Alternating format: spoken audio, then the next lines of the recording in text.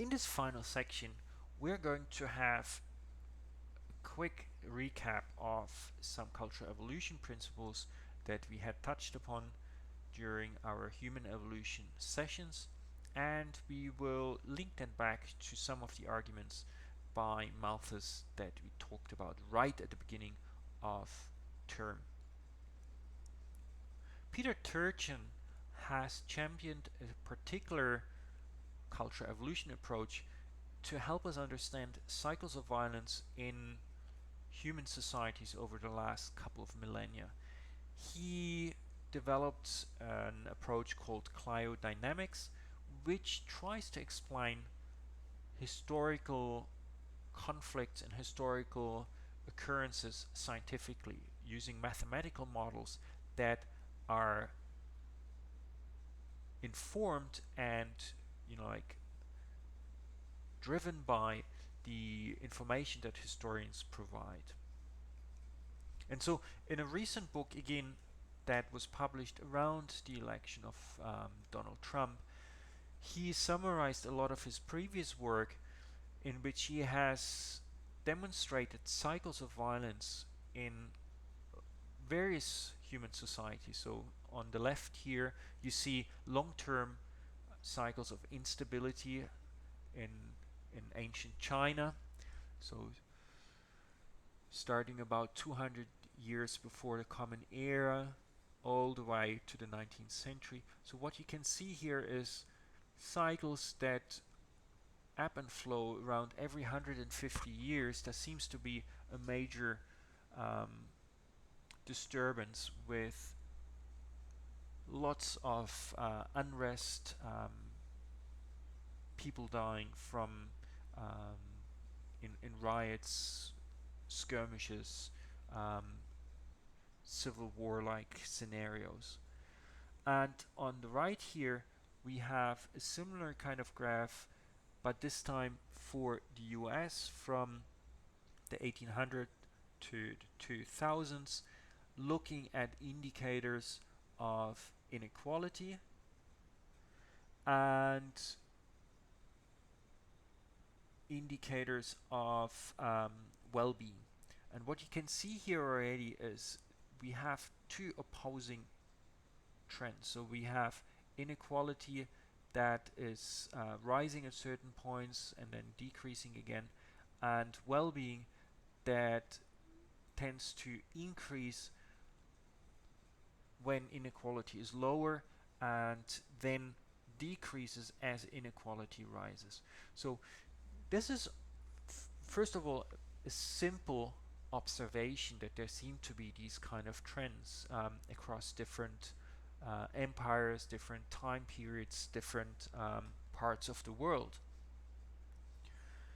And so Turchin went back to Malthus's arguments about population pressure, and he started applying similar principles to the use of resources, which is similar to what Malthus was talked about, but also to the consumption by the elites. So how much resources do elites consume and how much resources are available for the elites to consume? And so he added and expanded on these ideas that Malthus first talked about, and as you will probably remember, strongly influenced both Darwin and Wallace in their development of their respective theories of natural selection. What Turchin now talks about is that as the well-being increases, so we have, for example, here an increase in well-being, young people now have the expectation that they can increase their share of, or they can they have seen their parents, they have seen that their parents increasingly got better off, so they have expectations about the world, and so they are motivated to participate in the economy and get a fair share of the resources. What happens though is that classic Malthusian principles, as more people have kids, more people, young people are trying to participate in the system and obtain resources from the system, you will get some resource limitations. So this is the classic Malthusian problem. At the same time, there's also what Turchin talked about in terms of elite overproduction. So as you have an increasing economy, more people try to raise in the hierarchy and join the political, social, economic elite of a particular society. And so elite positions are typically limited, right? So you only have one king typically, or a small number of council members, or a small number of members of parliament, etc., etc., right? So these elites now start protecting their turf against all these individuals that are better off and want to now have a stronger say, or participate in elite decision making. At the same time, elites in these situations, as everyone is becoming wealthier and the economy seems to grow, they start displaying what is called conspicuous consumption. So displaying their wealth. So we have individuals that are so rich and so innovative that they can, like send their, like very expensive sports car into space, right? And so what happens now is we have an increasing conflict within the elite,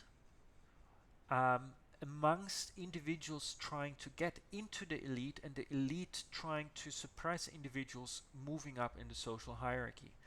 And so as these kind of conflicts increase, we see, and what Turchin called, like elite overproduction, this now decreases well-being at the popular level, because you have these increasing conflicts, and there is a chance that all of this will now lead to a breakdown of the system, to potential economic recessions. It can lead to all sorts of corrupt behaviors that undermine the economic system, and in consequence the social system. It can lead to political unrest, it can lead to revolts, civil war, etc., etc. The extent to which these factors lead to the worst outcome, which is typically civil war, again, Turchin relies on classic evolutionary principles, focusing on coalition strength. So if the elites remain united and can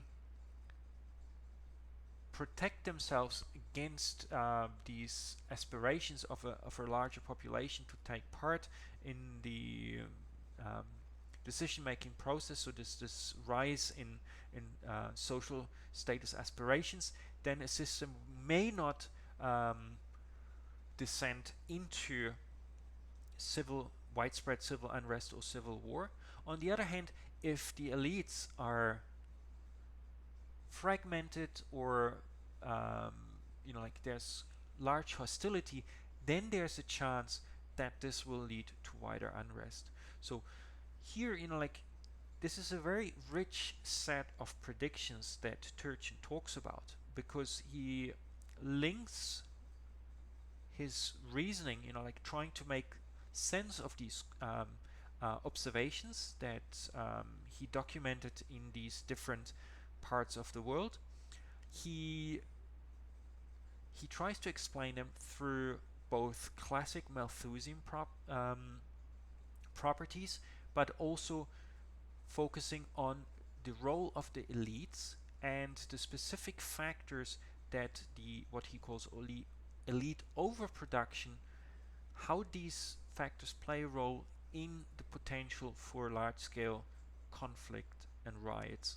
And one of the core conditions that he talked about is the extent to which the elite themselves are in competition or conflict with each other, or to what extent they become or they stay united in order to maintain the social aspirations of the larger population. And I think, again, this is an interesting dynamic to consider in the current environment, specifically, let's say, for example, in the US, where there seems to be very strong competition within the elites of the two major parties, and which now spills over into the larger population, which is already characterized by like decreasing popular well-being. So like a number of factors that do not look so good if we look at the larger historical patterns of conflict cycles. Right. So now let's have a quick look. Let's return to our initial list of political problems that we talked about right at the beginning. So here were a couple of lists, political issues that people debate, and I hope now that you can identify some of these issues and how they can be swayed through the contextual conditions in which individuals are being placed, and like you can hopefully also understand how changing conditions, changing situations at the national level can sometimes reverse quite progressive policies or support for progressive policies over time. And so linking that back to like this kind of mismatch hypothesis that evolutionary psychologists have talked about, which is all around our ancestral logic of resolving adaptive problems such as selecting leaders, so managing status competitions, and distributing resources to the self and other in-group members, and who should get scarce resources, which often is mismatched from the way that our modern social situations constructed or organized. And in addition to this, we also have all sorts of social dynamics linked to cultural evolution dynamics, which can then help us to understand under what conditions social systems may encounter larger unrest and riots and potential civil war, and in what conditions elites, or sorry, in what situations social systems can actually stay at a relatively low level of conflict, even though that conditions are ripe for conflict. So this is just an introduction to evolutionary theories on politics. The work by a lot of researchers, so the Danish group around Michael Bang-Petersen and Lena Aure, and the work in the US by various groups, for example, in California, the work by Peter Turchin, even though it's more in a cultural evolution perspective, they all tend to suggest that there are adaptive problems that can be mismatched if we look at modern political issues.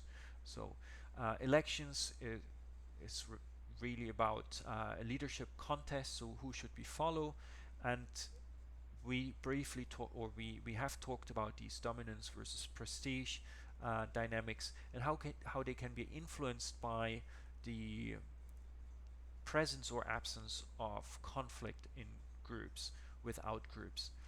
There are other issues that I have not talked about, for example, kin nepotism, but I think it would be very easy to again identify that in current situations in the US, where political candidates that share a similar kind of physical feature, so like signal kinship, are being preferred. There's all sorts of research suggesting that status competition and signals for high status are modulated via testosterone levels.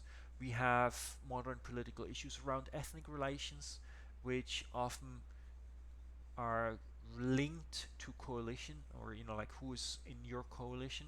So it's there's really interesting work by the group around Turby and Cosmides looking at coalitional signaling, which can be race or ethnicity, but not necessarily. So one of the interesting insights from that work is that race or ethnicity can be an important marker for a coalitional signal if in that context the groups or coalitions are structured around race or ethnic um, groups, right? But it does not necessarily need to be.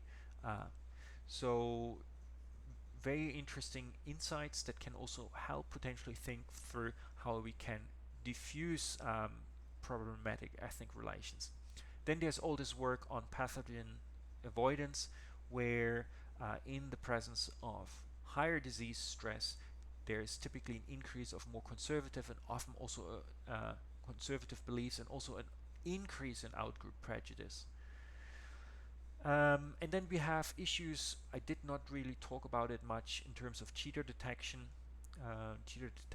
mechanisms, where this strongly influences the support that people provide to different kind of social welfare um, strategies or policies, and of course the argument around Hunger Games, so metabolic homeostasis and how that influences social welfare attitudes.